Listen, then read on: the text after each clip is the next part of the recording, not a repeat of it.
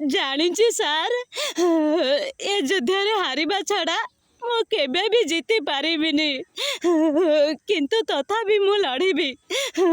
ମାଟିରେ ମିଶିଯିବି ପଛେ ଲଢ଼େଇ କରିଯିବି। ଆପଣଙ୍କ ପୁଅ ଆମର ବହୁତ ଉପକାର କରିଛନ୍ତି, ବହୁତ ସାହାଯ୍ୟ କରିଛନ୍ତି, କିନ୍ତୁ ତାର ମୂଲ୍ୟ ବଦଳରେ ମୋତେ ଚାହାନ୍ତୁ ନାହିଁ ସାର୍।